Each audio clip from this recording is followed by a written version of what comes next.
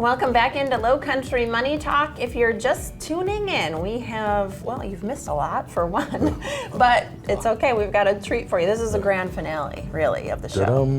Yeah. The fireworks. That's right. Yeah. So Phil Bloyd has been really just invaluable in terms of how much you have helped us just kind of walk through some of the fears retarees may have. Yeah. And really, number one being, do I have enough money to that's live, number one. to maintain my lifestyle, Sure.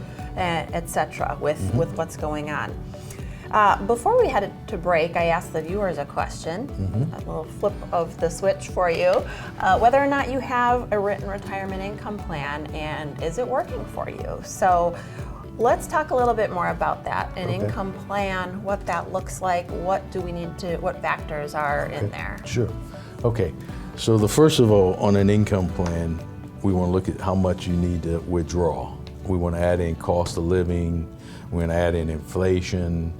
Okay. Then we want the inputs. What type of income do we have coming in? Do we have a defined benefit pension, like the old dinosaur pension I talk about? Do we have Social Security? The income plan will also take a look at Social Security adjustments over time, so it'll add that into it. Then we want to take a look at your equities and what the return on your equity side of the portfolio is. We want to look at historical averages, and then we want to look at the income side of your portfolio, and then how much we have coming in from that. We want to adjust the percentage in the equities and the income based upon your age a bit, because you know the worst thing you would want, Jessa, for me to come in and say, wow, you look great for a 25-year-old. Now, you might like that. Yeah, that sounds good. But when you're 75, right. and I come in and I'm gonna say, hey, I just looked over your statements, and you look great for a 25-year-old. Right. You look a little elderly, actually, for a 25. Yeah. But because you don't want to be in the most aggressive equities when you're 80 or 70. Is your portfolio looking your age? And yeah, we talked about that. that's before. important. Yeah, because it's a vast difference from when you're 25 to when you're 75. Sure. And making those adjustments along the Right. way. Okay. So we adjust that in the plan, we go along, everything's calculated, and then we take a look at it. And then I'm like, well, how long do people in your family typically live?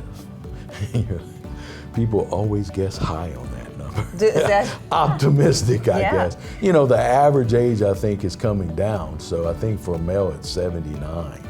Really? But when you're 79, then it may be 83, because it pushes up a bit. Yeah.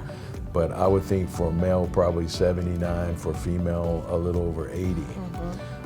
So if we look at the numbers and we're green all the way through 95, let's say, that means, hey, we're probably in pretty good shape here as far as the income goes.